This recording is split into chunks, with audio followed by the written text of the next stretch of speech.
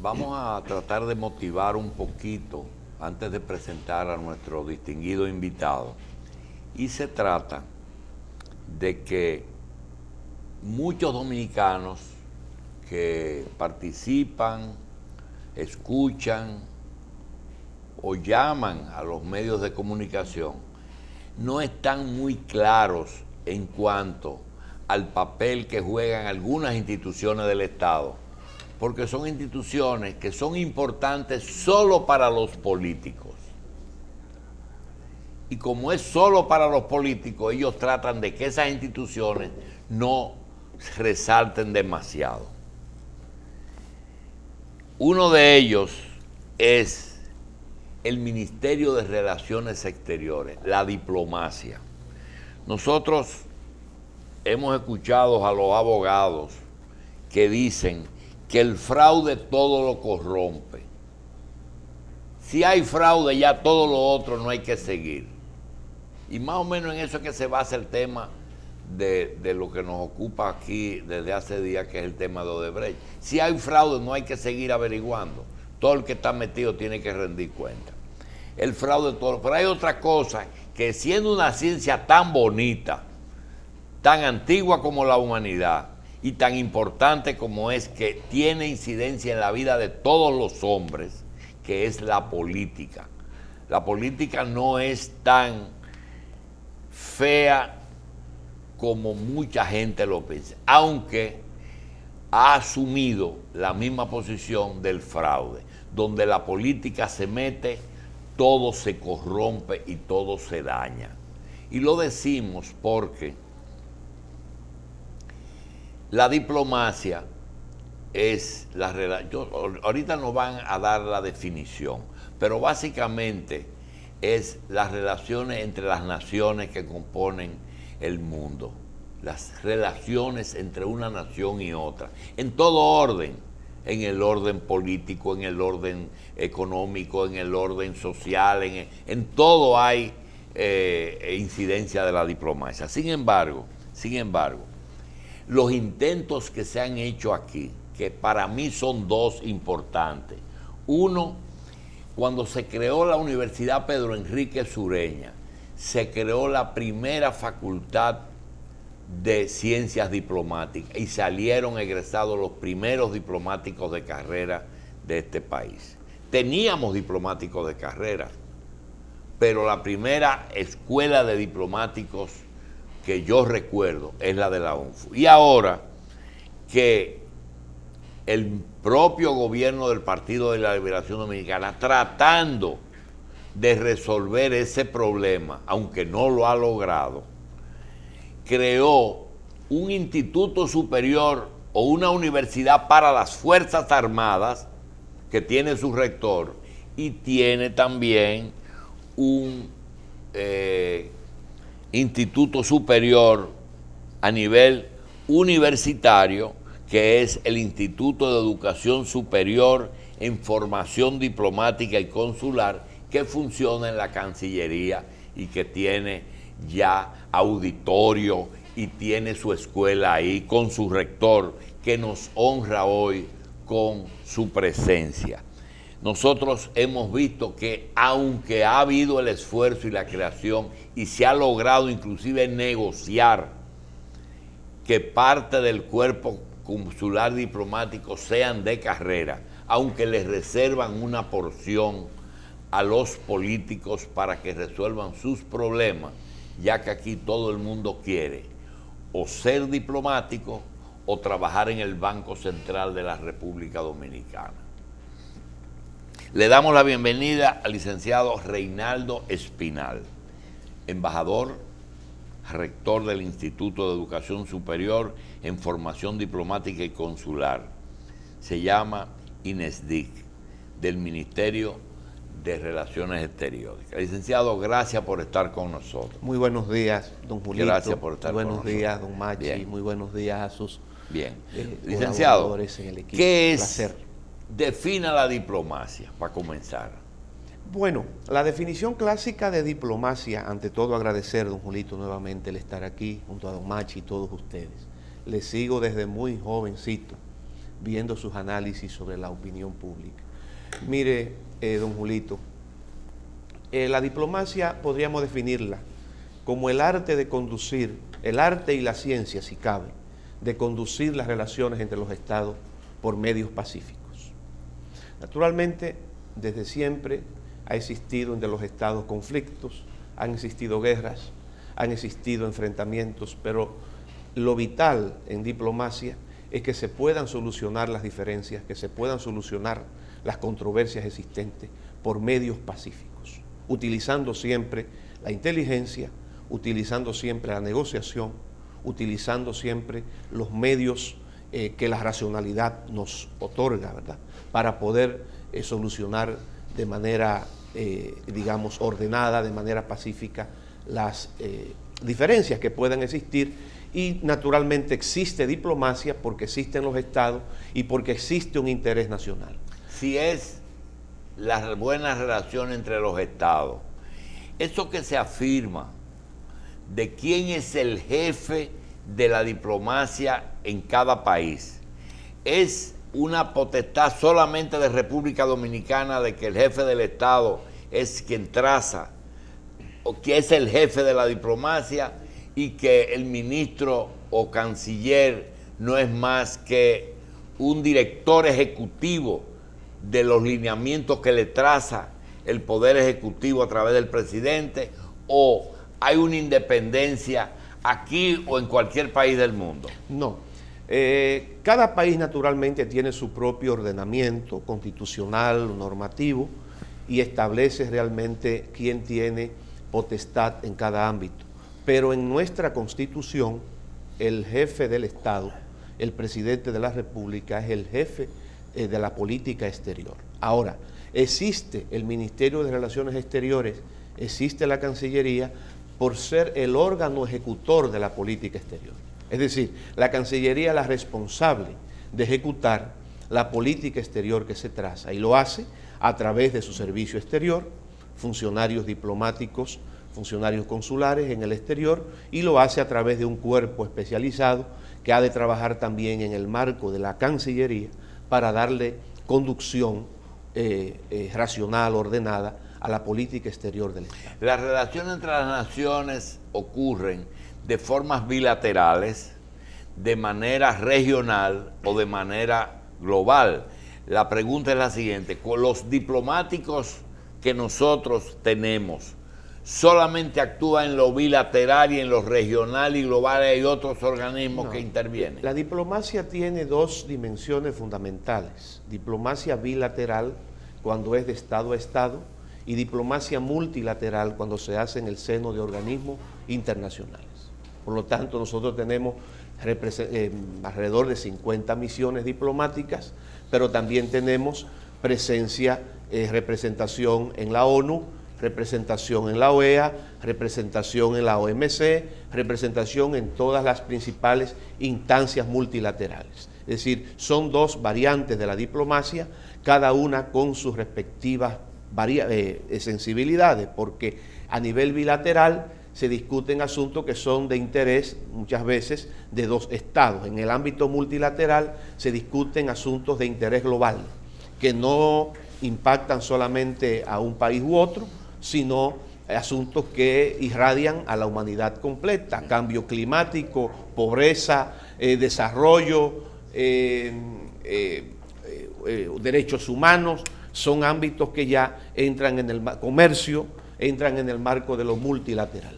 Licenciado, en las relaciones bilaterales o multilaterales, el embajador, el principal representante de un estado ante otro estado, es un personaje que tiene que atender solamente lo político, o tiene que estar preparado para manejar lo económico o otro tipo de comunicación entre ambas naciones. Por ejemplo, hay una expresión muy dominicana y que da muestras realmente de lo que es un embajador ahora y antes, de que a los cobradores se le decían ingleses.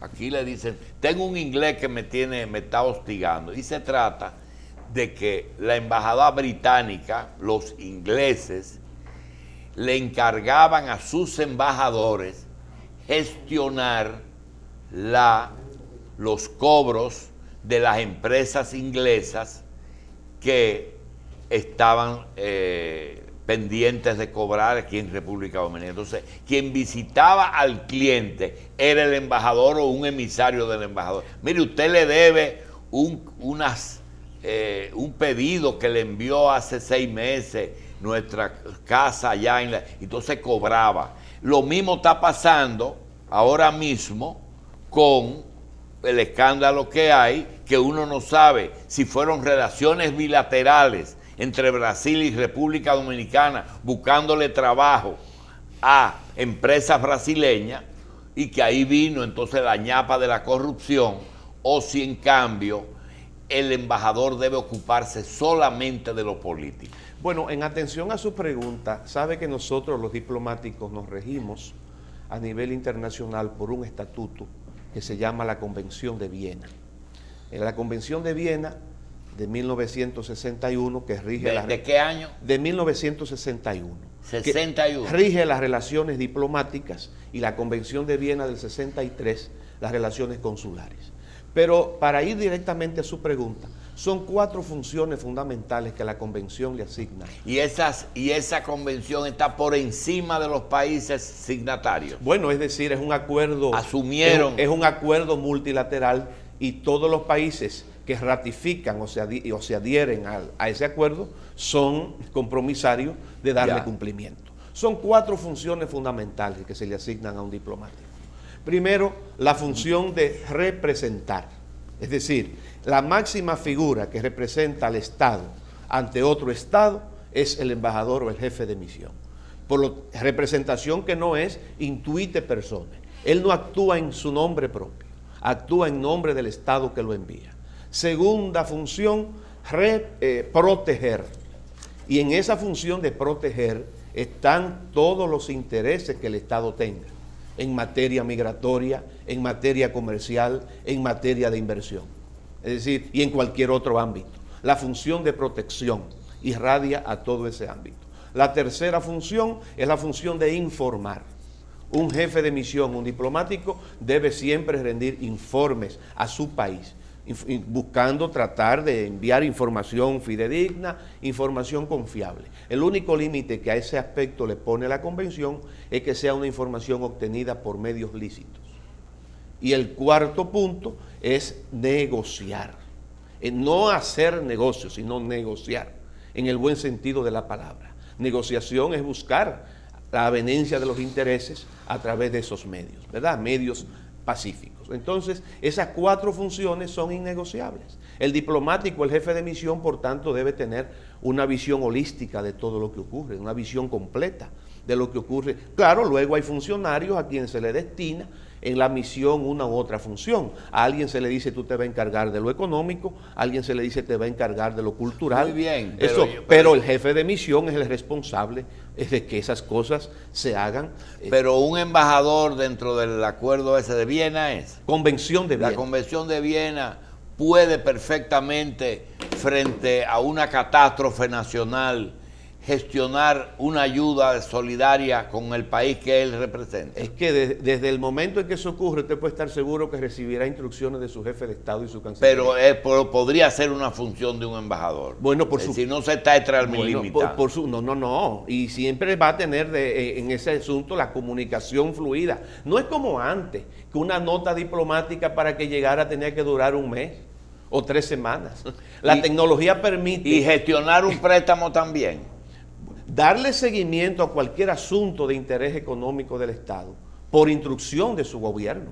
Es decir, el diplomático debe siempre actuar en función de lo que le indique su gobierno y su canciller. Pero en el día a día, embajador, la pregunta es, todas las gestiones de una nación frente a otra solamente tiene una carretera, una vía, que es la vía diplomática, vía Cancillería a su embajador. No, la diplomacia ha cambiado en el sentido de que, amén de esa diplomacia política, de esta diplomacia institucionalizada, hay otros canales continuos a través de lo que los estados se relacionan. Pero es que nosotros queremos saber si son legales. Le voy a poner dos ejemplos para que nos diga eso sí. Por ejemplo, un embajador aquí puede visitar en una visita de cortesía a un funcionario dominicano. Yo veo embajador de tal país, visita a ministro tal. Me parece bien. O embajador de tal país, visita a la Procuraduría o al jefe de la policía. Es una cortesía sencilla o puede estar gestionando algo. Puede ser una visita de cortesía, lo que se estila en diplomacia, muy especialmente cuando el jefe de misión está iniciando su labor, porque la diplomacia se nutre mucho de las relaciones. Ahora, igual puede ser que esté por instrucciones de su país cumpliendo un asunto de Estado. Ahora el tema es cuáles son los procedimientos a utilizar para que eso se haga.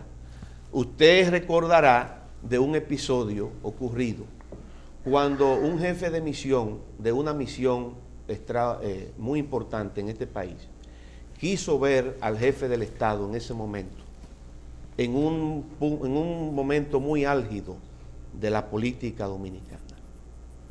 Y ese gran estadista, que era diplomático fino, porque había sido jefe de misión, después de varias horas que no quería verlo, mandó a preguntarle a través de su asistente al jefe de misión, pregúntele si él pidió cita vía Cancillería. Exacto, justamente es el canal. Bueno, ese es el canal. Hay unos canales y unas formalidades. Muy bien, que pero en ese mismo orden, para yo terminar, porque aquí lo vamos a bombardear mucho, embajador. No se preocupe, mire lo que para eso estamos. Le voy a poner otro ejemplo. Hay formalidades. Una cosa es que las formalidades existan y otras veces es que por distintas razones. Muy bien, y esa fue una buena excusa. Las formalidades tú no existen. te puedes presentar Las ante un jefe formalidades de existen. Estado. Y se supone que la Cancillería es el órgano a través del cual cualquier jefe de misión acreditado en un país debe dirigirse para... Mire lo que pasó. Una vez, la gobernadora de Puerto Rico, Sila Calderón, se reunió con un presidente dominicano para tratar un tema bilateral entre Puerto Rico. Y el secretario de Estado, que en ese momento era Colin Powell, le dijo a la señora Sila Calderón, gobernadora, que no pase de ahí, pero recuerde que ustedes no son un Estado, usted no tiene ninguna facultad para estarse reuniendo con un canciller dominicano, porque tienen que hacerlo vía Departamento de Estado. Bueno, pero y eso es por la naturaleza particular de Puerto Rico. De Puerto Rico en relación con Estados Unidos y lo que ellos han definido en su relación en materia de la responsabilidad en materia de política exterior. Bien, por ahí vamos, licenciado. Yo quiero hablar de mi instituto diplomático también. Sí. No vamos a hablar, tenemos tiempo. No, hablamos de los temas que ustedes quieran. Vamos a hablar de eso. Muy bien. Mire, después de la conferencia de Ginebra del 61, se han abierto otras escuelas diplomáticas que no necesariamente tienen una relación exacta con lo que allí se pactó. Entonces, ¿usted se refiere a la Convención de Viena? A la Convención de Viena. Ah, bueno. Se pactó ahí un estilo de relaciones. ¿Persiste ese estilo de relaciones? Bueno, fíjese, siempre podrá existir la posibilidad de que haya quien se salga de los cánones establecidos, pero la diplomacia es vieja, como dijo don Julito al inicio de su intervención. La diplomacia es vieja y la diplomacia tiene mucho de ciencia, hay que estudiarla, pero también tiene un estilo, una costumbre, una forma de conducir las relaciones. Naturalmente, hasta la Guerra Fría predominó mucho lo que se llamó la diplomacia de espionaje, donde se utilizaba, y sobre todo en la Primera Guerra Mundial todavía, pero la diplomacia en democracia está nutrida o debe estar nutrida de unos valores, de unos principios, la transparencia, la apertura. La sociedad de hoy necesita información, la sociedad civil con la cual hay que relacionarse, otros ámbitos de la sociedad. La diplomacia de hoy no se hace solo con los políticos, con aquello, ¿verdad? Vamos a hablar del instituto, pero yo lo único que quería acotar era, se ha perdido el principio de la reciprocidad a partir de... Es un principio cardinal de la diplomacia. Naturalmente, en algunos aspectos, todavía, debo decirle con toda honestidad, que hay muchos aspectos en los que todavía no predomina del todo la reciprocidad. Pero realmente es un principio cardinal. Digamos, Bien, vamos a señalar, embajador, rector del Instituto de Educación Superior, Información Diplomática y Consular del Ministerio de Relaciones Exteriores. Y ya que lo tenemos aquí, hay algo que quisiera que nos aclarara en cuanto a las funciones de los cónsules. A veces uno ve como que quizás una cosa son los cónsules, otra cosa son las embajadas, por la diferencia entre funciones. Y vamos a decir, ¿es el cónsul el subalterno del embajador o es simplemente...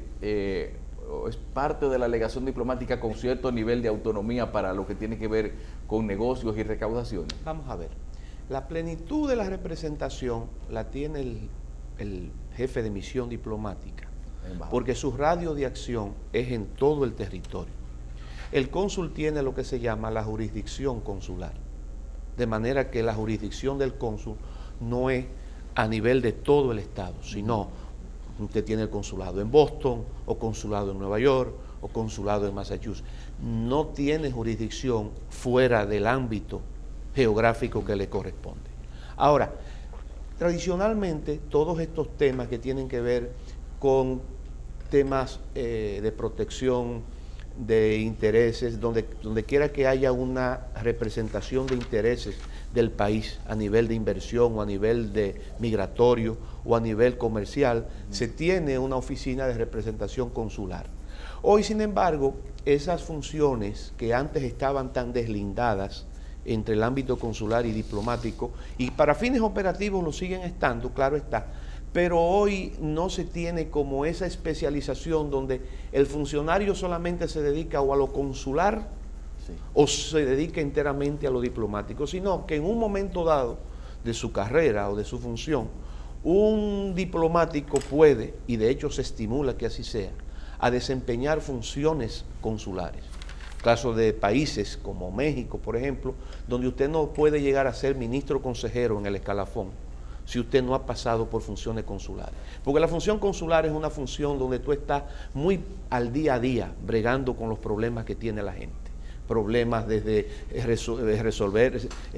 La ley 716 de función pública de los cónsules nuestra establece que el cónsul puede hacer de notario, puede hacer de alguacil, puede hacer de todos los actos civiles, ¿verdad? Todos estos actos propios de una oficina consular o una representación consular, y es una función que permite estar muy cercano al ciudadano, o sea, al ciudadano dominicano radicado allí, como al mismo originario de allí, de aquel estado que busque viajar a República Dominicana, ya sea por razones de turismo, por razones de negocios. Hay que estar resolviendo el día a día de los visados, la renovación de los pasaportes, todas estas funciones que son muy propias, ¿verdad?, de un consulado. ¿Un consulado es una oficina de recaudación? Bueno, es decir, en cuanto que se cobran impuestos por los servicios que se brindan, desde luego que sí, exacto. Y tiene una cercanía muy particular con los ciudadanos que van buscando los servicios. ¿El embajador es el jefe del cónsul o son dos cosas diferentes? Bueno, son dos funciones bien delimitadas. En cuanto, como dije, que la jurisdicción del cónsul es una jurisdicción geográficamente determinada. La función del jefe de misión es una función que abarca todos los ámbitos, ¿verdad? Y es de carácter nacional, por eso tiene la máxima potestad de la representación. Bien, ¿qué significa la palabra placet y qué significa, y si el placet se le da tanto al embajador como al cónsul? No, el cónsul recibe lo que se llama el S4, la potestad. Derecho a ejercer. Derecho a ejercer. el embajador el beneplácito en cuanto que es decir, es de rigor procedimental entre los estados, que se solicita a ese estado si está de acuerdo. La palabra placet o agreement, como se dice en inglés, acuerdo o beneplácito, significa que el estado debe solicitar, el país emisor debe solicitar al país receptor si está de acuerdo en recibir a ese funcionario como jefe de misión. A esos efectos, el estado receptor tiene dos posibilidades. Puede otorgar el beneplácito, lo que hace a través de nota diplomática, tal como se le solicita, o en un plazo determinado no responder nada. Si no responde nada, a eso le llamamos denegación implícita. Significa, la Convención de Viena establece que un Estado no está obligado a decir por qué deniega un beneplácito. Bien. Es privativo de cada Estado. Pero, naturalmente, como la diplomacia tiene esas sutilezas, si ya ha pasado un tiempo, usted entiende que no le responden, usted ve que no le responden, se asume que es denegación implícita. Es decir, ¿investiga ese Estado esa solicitud de placer? Por los medios que tenga, si se investiga, se le da seguimiento a través de su embajada. Por ejemplo, si el jefe de misión de Perú aquí se está pidiendo ya hay solicitud de beneplácito de un nuevo embajador o un nuevo jefe de misión, la misma embajada normalmente se encarga de darle el debido seguimiento con su Cancillería. Embajador, antes de hablar del instituto, tengo dos preguntas que quisiera hacerle. Una es, usted sabe que hay un orden legal, digamos, en todos los países. Constitución de la República es lo que rige todo. Sí. Debajo de la Constitución están los tratados internacionales. Debajo de los tratados están las leyes. Debajo de las leyes están los decretos y después están las ordenanzas o las resoluciones o actos administrativos. La pregunta es la siguiente. En el caso de lo legal, cuando no existe un tratado bilateral, como tenemos con los Estados Unidos en el orden de tradiciones, de información de económica de cualquier persona o de lo que sea, cuando no hay un tratado, por ejemplo, con Brasil, y hay un conflicto con el que hay con Brasil, ¿cuáles son los medios de comunicación? ¿Tiene que ser diplomático? Naturalmente. Suele ser el canal ordinario por el que se manejan las relaciones. Si hay un tratado vigente a nivel bilateral, lo que hay es que darle sencillamente cumplimiento. Pero cuando no existe, y como las relaciones entre los estados son fluidas y no se deben detener, siempre hay que apelar al buen entendimiento a través del diálogo entre... No, porque yo veo que un fiscal, el procurador coge para Brasil, sí, y el fiscal de Brasil viene aquí y actúa y habla y cosas y uno pero no sabe. Es muy usual ese tipo de cooperación entre los estados que se dé.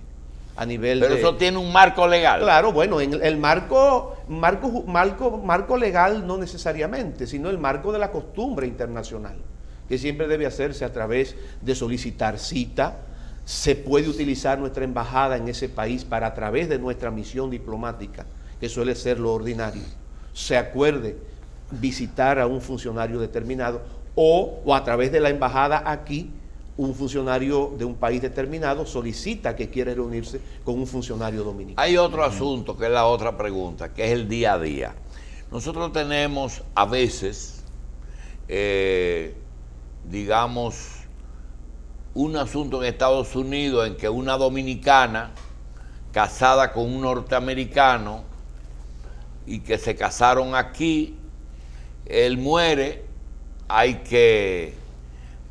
ella va a reclamar lo que le toca de seguridad social y solicita, le piden allá su acta de matrimonio.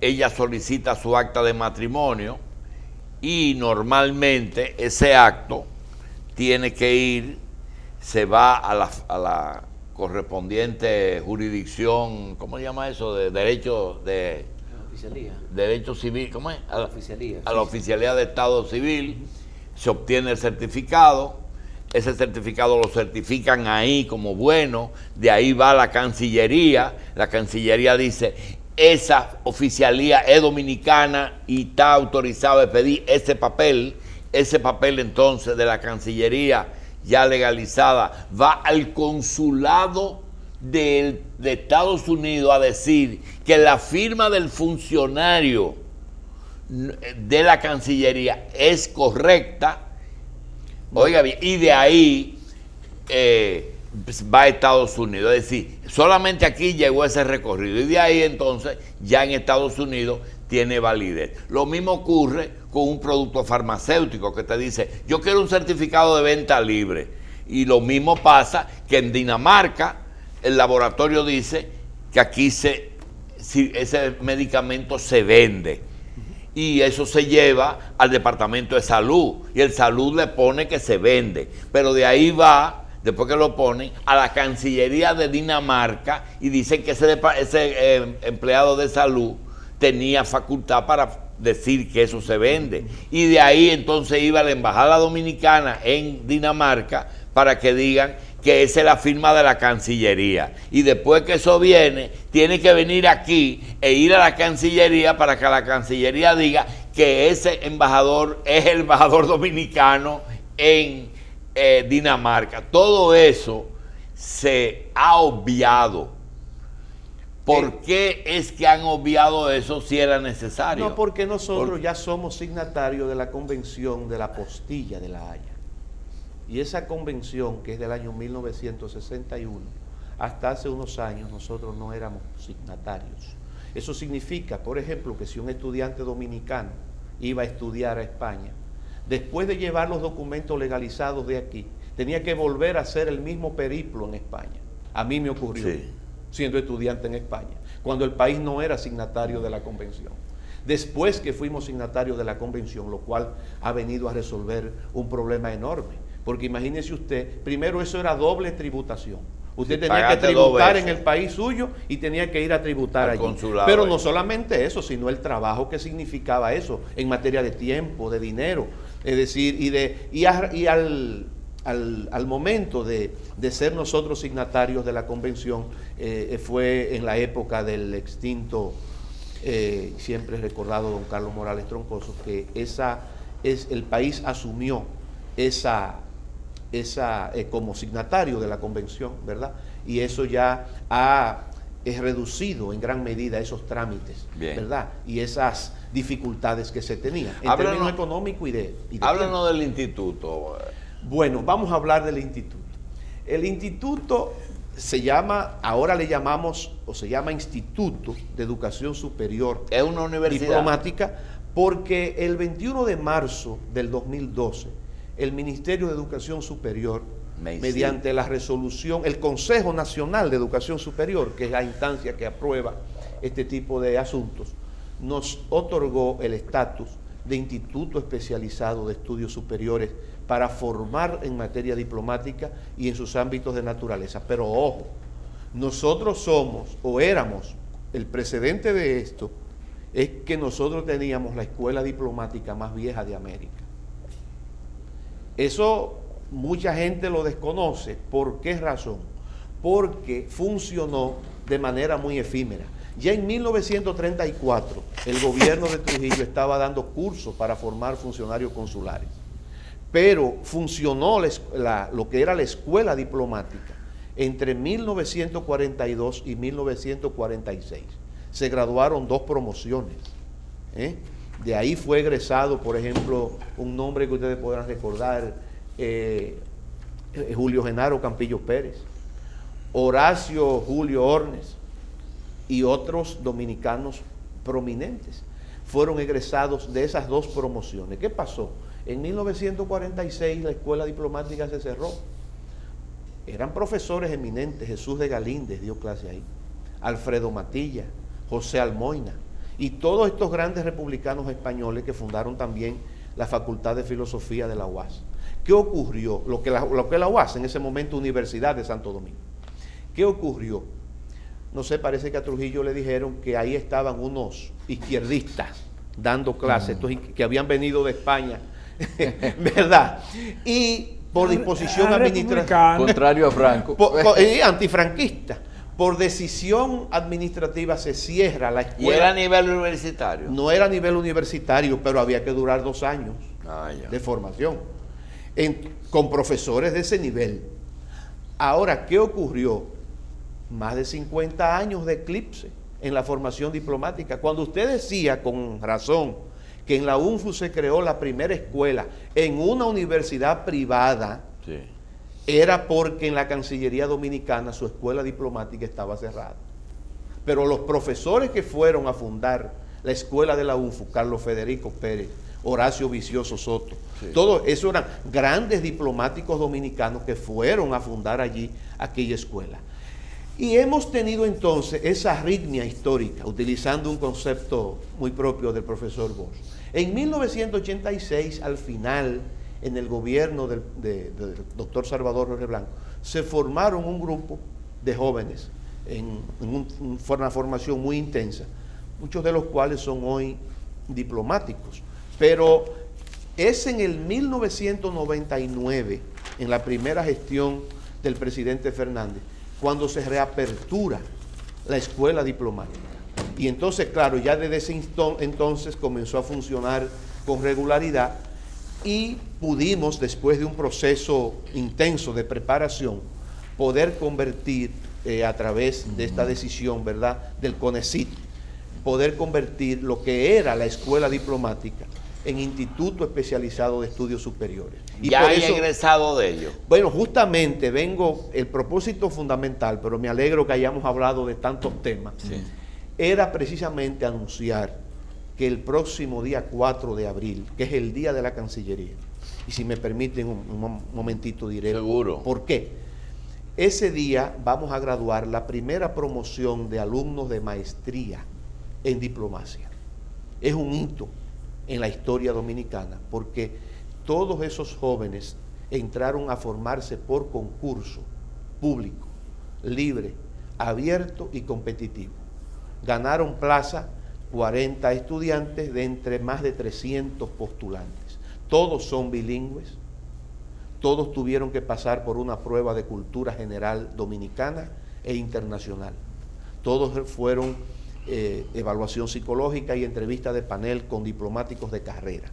Eso para nosotros es un gran aliento, y que el señor canciller haya dispuesto que fuera el 4 de abril mucho más, porque ese día es el día de la Cancillería. ¿Por qué? Porque durante la Primera República, entiéndase, desde 1844 hasta 1961, nosotros no tuvimos Cancillería independiente. Tuvimos 4 ministerios, y de esos 4 ministerios indistintamente se manejaba la conducción. ¿Y ese no era el de los exteriores? No. Es decir, habían 4 ministerios. Sí. Guerra y Marina, Hacienda y Comercio, Educación Interior. y Culto, Interior. Y exterior. Era un país en guerra, no. Ah. Desde el área de justicia, en primer momento, se manejó relaciones exteriores. Por eso es que se dice, Tomás Bobadilla fue nuestro primer canciller. Bueno, fue el que primero condujo las relaciones exteriores, pero no lo que él fue. era ministro de Justicia. Ajá. ¿Y hasta cuándo es que se forma? Hasta 1874. Hasta 1874 no tuvimos Cancillería independiente. Sí, ya a partir de 1874, en el gobierno de Ignacio María 40 años más tarde de la independencia. Efectivamente, en el gobierno de Ignacio María González, después de la caída de Báez, los últimos 6 años de Báez. Entonces, Ignacio María González, mejor dicho, la constitución del 74, que sustituye a la de 1866, crea como una quinta secretaría, Relaciones Exteriores. Entonces estaremos muy contentos ese día de poder graduar los primeros estudiantes de diplomacia que entraron por concurso público a estudiar maestría. Y ¿Ya se gradúan ahora? Eso se gradúan el 4 de abril, Dios mediante. ¿Cuántos años cursaron? 2 años de formación intensa. Pero yo le explicaba ya el proceso para su escogencia. ¿Y cuántos hay estudiando ahora mismo En diplomacia? este momento hay un grupo de unos 35 alumnos que van a graduarse el próximo año, porque la escogencia es muy rigurosa. Ya deben venir con un segundo idioma, deben ya venir... Esto le hablaba del prerequisito. Sí, deben venir con un título de grado, es lo primero. Egresado de cualquier institución nacional o extranjera. Deben, es decir, y naturalmente, y los requisitos propios ya de buen comportamiento, pero se hace un concurso riguroso. Eso es para entrar a la para universidad, entrar a formarse. pero no para ser diplomático. Ya después, ahora, esta es la nueva etapa.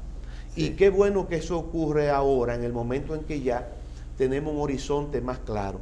Desde el momento, en julio del año pasado se aprobó la nueva ley orgánica de la Cancillería. Desde el año 1964, del gobierno del Triunvirato, nosotros no teníamos ley orgánica nueva. Es decir, teníamos la ley del 64 y fue la ley vigente hasta... ¿Y qué cambió esta ley? Bueno, bastantes cosas. Entre ellas establece una cuota de gradualidad para el ingreso al servicio diplomático. O sea, ¿y qué porcentaje le dan a los políticos y qué porcentaje le dan a los de carrera? Un 65 de carrera y el resto... ¿Cuánto? Ya, un 65. A los que son de carrera. Pero, y esos que son de carrera tienen que optar por concurso. Pero la ley establece que se hará de manera gradual. Pero es por concurso. Bueno, es decir, se asume que ya la ley de función pública establece que todo el ingreso a la función pública será por Mire, concurso. hay una situación que se le van a presentar a partir del día de la Cancillería y es cuando salgan los primeros graduados. Se lo voy a decir porque pasó en la clase médica dominicana. Ajá. Y es lo siguiente: cuando se institucionaliza una carrera en que diga el 60% de los egresados tienen que ser de carrera, pero en ese momento solamente van a ver los graduados del día, ¿qué día?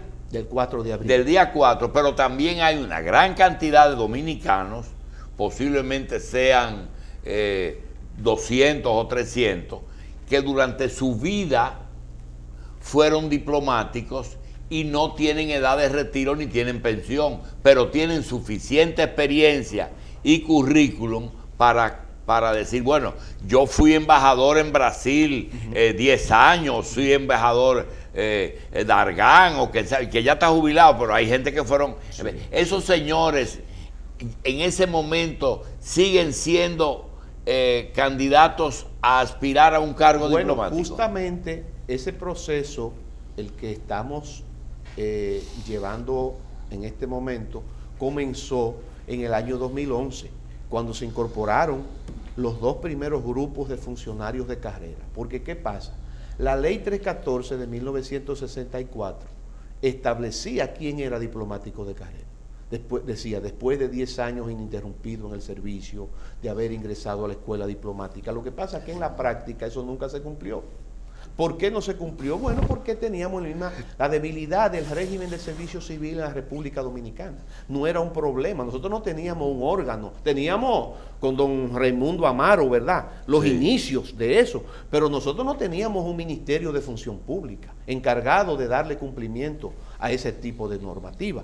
Fue a partir del 2011, en un trabajo muy coordinado con el Ministerio de Administración Pública y a través de la Dirección de Carrera, el embajador Emilio Conde y un grupo de funcionarios muy entregados, que se comenzó y hay 112 funcionarios que son de carrera, reconocidos por el Ministerio de Administración Pública. Y esa carrera implica las dos áreas, la consular y la... Bueno, hay funcionarios de ellos que prestaron función diplomática, otro consular u otros que prestaron distintas en ambos. No, me refiero a que esos graduados califican para ser cónsules también. Califican para prestar función consular o diplomática. El Estado determinará, porque la idea con ellos es, y así lo dispuso el canciller Miguel Vargas desde que asumió en agosto pasado, que se pudiera reglamentar todo el proceso en el marco de la nueva ley. Y en ese proceso se está ya esperando muy pronto el decreto del señor presidente que dispone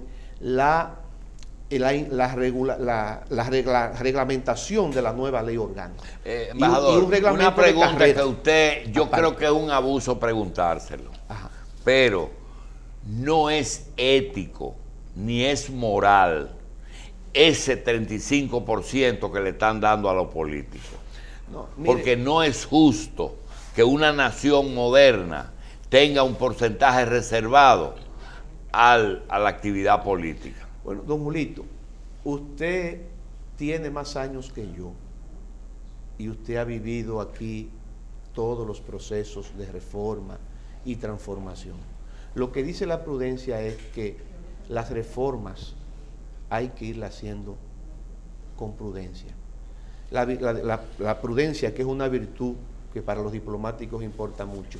Usted sabe de dónde venimos y usted sabe que el Estado Dominicano nació en su génesis con grandes problemas en materia de patrimonialismo, en materia de ordenarse debidamente. De manera que nosotros no es que creemos que sea verdad la solución definitiva, pero estamos en camino de ordenar un proceso que era un anhelo. Es que no es justo, no tiene sentido, embajador, que una persona que, vamos a poner la clase de nosotros, que los periodistas que ya dijeron, bueno, ya yo estoy cansado de ganar poco y yo creo que estoy en otra etapa de mi vida y yo voy a ser embajador. La política nos ha llevado los mejores periodistas de aquí y quiero decirle que mucha gente sin ser de carrera han hecho un gran papel, que por cierto quiero aprovechar la presencia suya para hacer un comentario, que es que se dice que la gestión actual, tanto de Miguel Vargas como de Danilo Medina, están tratando de remover los principales embajadores que han hecho un trabajo, y no solamente otros, sino esos 4 o 5 que son el embajador Hans Dannenberg de la India, el embajador Víctor Grimaldi del Vaticano, el embajador Federico Cuello Camilo de Londres y la embajadora Gabriela Bonetti de Medio Oriente. Ojalá las autoridades correspondientes no se les ocurra inventar con los mejores, porque son personas que, a pesar de que no han hecho el curso de la universidad diplomática, ojalá que no inventen. Quería decir eso. Pero don Julito, en ese aspecto, fíjese, hay muy buenos servidores en este momento también, y yo creo que el presidente digamos que es el jefe de la política exterior, esto lo tiene muy pendiente. Pero déjeme decirle, también en diplomacia y en la costumbre y en las normativas internacionales están también los procesos de rotación, es decir, el hecho de que un diplomático cambie de destino y que después de un determinado tiempo servido vuelva a su país y luego vuelva a otro destino, eso es muy propio. Es decir, incluso lo impropio es que un diplomático, un jefe de misión, dure una inmensa cantidad de años en un destino único, porque eso realmente puede No me estoy refiriendo a traslado, embajador. Bueno. Pero ya esto el presidente determinará lo que mejor entienda conveniente conjuntamente con el canciller para la política exterior dominicana. ¿Cuáles son los criterios para la designación de un honorario, es decir, un cónsul honorario o un representante honorífico del país, que en algunos casos no es ni siquiera un nacional dominicano? Bueno, justamente hay ahora toda una normativa que el señor canciller también está trabajando con un equipo de funcionarios respecto a reglamentar y ordenar mejor todo este tema, conjuntamente con el viceministerio de Asuntos Consulares también, que dirige doña Mayori Espinosa.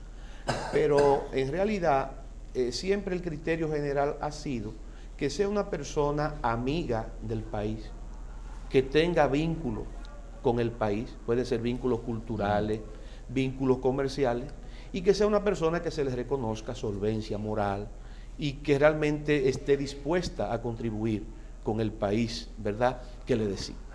Esos han sido los criterios generales que se tienen establecidos para el consulado honorario. Bien.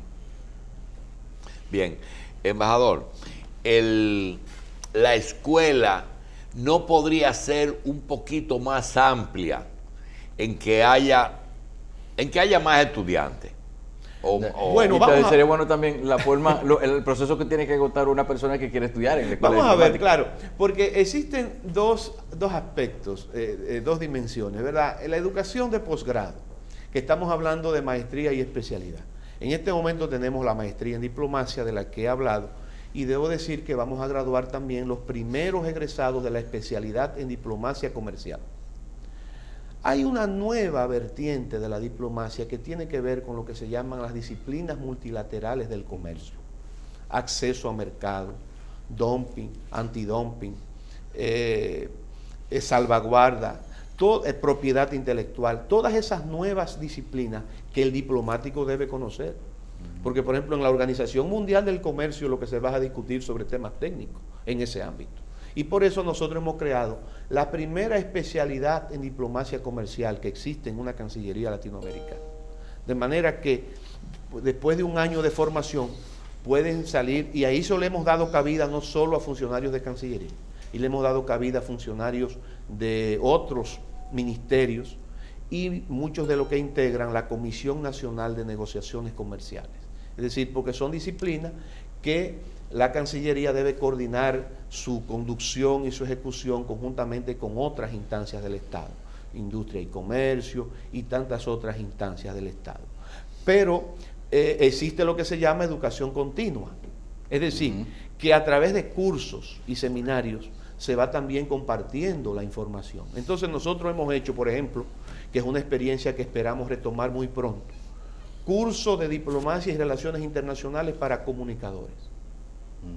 Hemos hecho, por ejemplo, dos cursos importantes, para que se conozcan los términos, por ejemplo, esenciales que se manejan en diplomacia, que no se manejan mal porque se quieren manejar mal, simplemente por desconocimiento, y esta no es una disciplina de la que se habla todos los días. Por ejemplo, a veces yo oigo decir, cubriendo una información, hasta en una ley dominicana lo vi, que no es nuestra, que decía, oportunamente se revisarán los salarios del cuerpo diplomático. Mire, nosotros no podemos revisar el salario del cuerpo diplomático porque el cuerpo diplomático son los funcionarios extranjeros acreditados aquí. No. Nosotros podemos revisar el salario al servicio exterior. Bien. Que son los diplomáticos nuestros radicados en el exterior. Y sobre esas sensibilidades hablamos con los comunicadores. Es decir, que las puertas están abiertas para usted. Y le puedo decir también, decir por experiencia también de que a veces por mal manejo o desconocimiento de cómo son las cosas en la diplomacia, por ejemplo, hay periodistas que desconocen a veces cuál es la forma en que deben manejarse dentro de una sede y que están en territorio extranjero también, que ahí deben apegarse a ciertas normas también. Embajador, mire, una ñapa, ya hablamos del instituto, de los graduados, del próximo día 4, pero hay un tema que en los minutos que nos quedan yo quisiera ese regalo. Mire, se piensa que un diplomático es un señor preparado, bueno, con capacidad de todo tipo, que sepa economía, que sepa política, que conozca todo en términos generales y represente el país ante otro gobierno.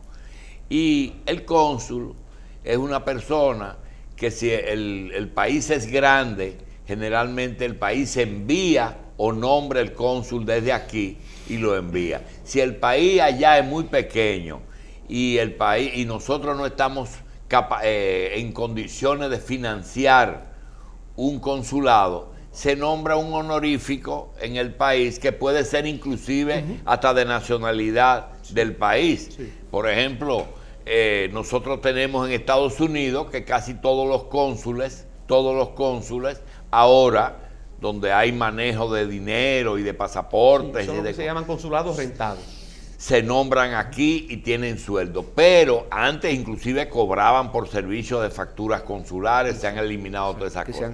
Pero hay algunas ciudades pequeñas que tienen la misma costumbre de antes, de empresarios norteamericanos se nombraban cónsul honorarios. Sí. Lo mismo ocurre en otras naciones del mundo. La pregunta es la siguiente: ¿saben y tan conscientes las autoridades que muchas veces los consulados son fuentes de riquezas que a veces uno ni tiene una idea, que cuando alguien va a un consulado a pedir información de República Dominicana, mira, yo quiero un representante para que, como va a pasar en China ahora, cuando se abran las relaciones algún día, el gobierno chino, tenemos relaciones por la cantidad de los chinos que van a ir al consulado a decir, nosotros queremos que represente. Imagínate que el cónsul coja esos negocios para él.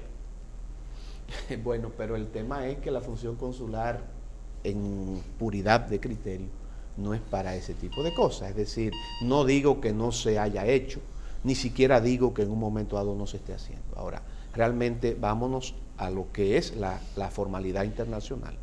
La función consular es para proteger y representar intereses de carácter económico, migratorio, comercial en ese territorio. Ahora, en torno a las tasas que por eso se cobre, primero, deben ser tasas autorizadas por la Cancillería.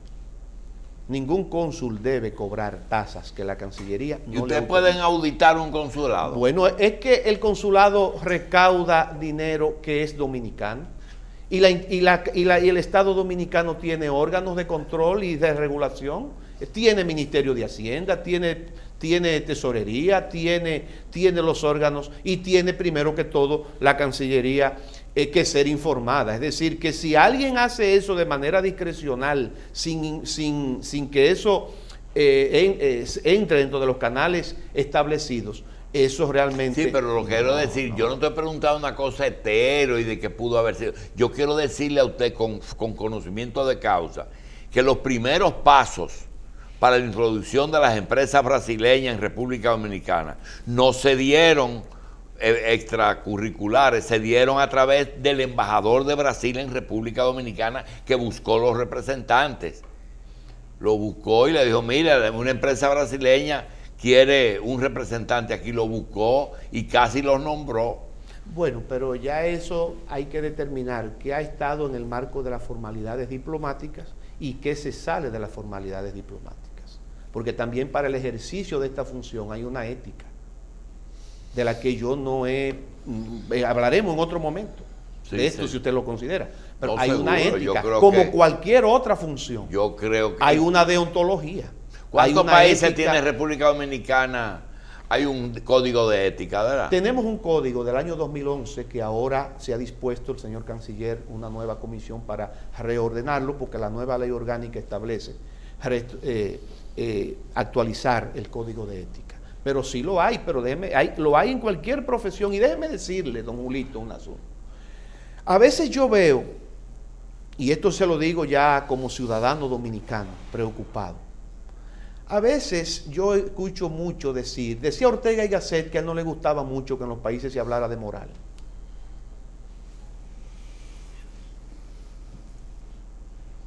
Decía Séneca, un gran clásico, lamentablemente en esta época ya no se leen los clásicos, pero los clásicos, decía un gran profesor mío en la Complutense de Madrid, un clásico es el que hablando para su tiempo, habló para todos los tiempos.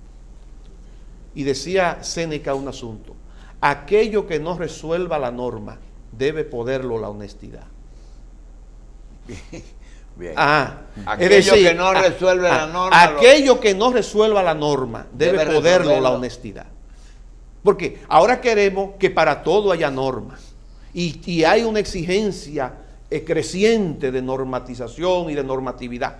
Sí, pero oiga, tenemos que volver a replantear. Sí, pero usted dijo algo, yo quisiera despedirnos con eso, de que hay una diferencia en lo que es el cuerpo consular en República Dominicana y lo que es ¿cómo se llama lo de afuera? Servicio exterior. El servicio exterior. Cuerpo diplomático y servicio exterior. Esos son los que... Ahora, en el cuerpo diplomático y consular en República Dominicana, aquí estamos viendo, yo conozco gente que anda buscando en el mapa y va a la Cancillería a ver si existe alguna nación en el mundo que quede que República Dominicana no tenga representación aquí, para ellos ir allá y gestionar ese consulado. Lo mismo ocurre con República Dominicana en otras naciones. Yo te puedo hablar del Líbano. En el Líbano ahora mismo, que no había presidente de la República, no se podía nombrar los vicecónsul, que son 3 que existen allá, para atender los dominicanos que tienen doble nacionalidad. Y en España creo que hay problemas, en Barcelona, ¿verdad? Bueno, pero ya sea representación consular rentada, como se llama, o Rentada es a la que le pagan, ¿eh? claro, la que cobra por servicios que presta y que al propio tiempo, pero y además está ¿verdad? Es regulada por la Convención de Viena. Ahora, ¿qué ocurre? Que hay estados, hay demarcaciones, como usted decía, donde a veces hasta por razones de carácter presupuestario no puede un estado tener representaciones en todas las demarcaciones. Entonces el consulado honorario es una forma que se ha utilizado siempre para resolver ese tipo de situaciones. Justamente ahora el señor canciller Miguel Vargas ha dispuesto a través del Viceministerio de Asuntos Consulares y Migratorios precisamente reordenar ese aspecto y que se tengan más claras las medidas en torno a la creación de consulados honorarios. Bien, pero existe, y son personas normalmente que no andan buscando un salario, son personas empresarios o personas de la cultura.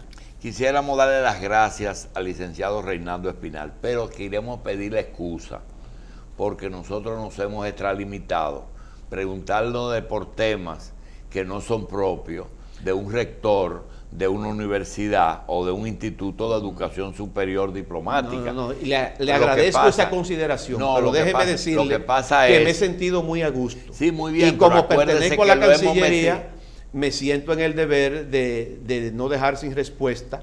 Naturalmente, usted entenderá que ciertamente en Cancillería... Sí, pero es la sed que tenemos cada uno tiene de sus ámbitos de competencia. Porque el señor Canciller de la República, que me cuentan que tiene muy buena intención, ese señor ha tenido un problema reciente, y es que después de ser designado en el cargo, tiene un problema de las cuerdas vocales muy serio, que él no habla en medios de comunicación.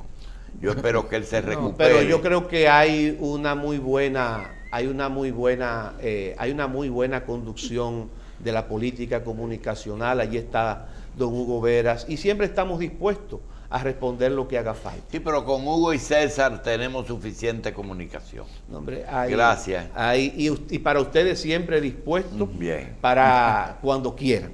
Es decir, me he sentido muy a gusto. Reinaldo Espinal, embajador, rector del Instituto de Educación Superior en Formación Diplomática y Consular del Ministerio de Relaciones Exteriores, mil gracias por todo lo que nos ha contado y por su disposición de seguir siempre dispuesto a decirnos las cosas que él conoce por experiencia. Gracias, y a ustedes que no se pierdan esta y otras participaciones y otros comentarios de la revista esta noche en el mejor canal del mundo, Coral.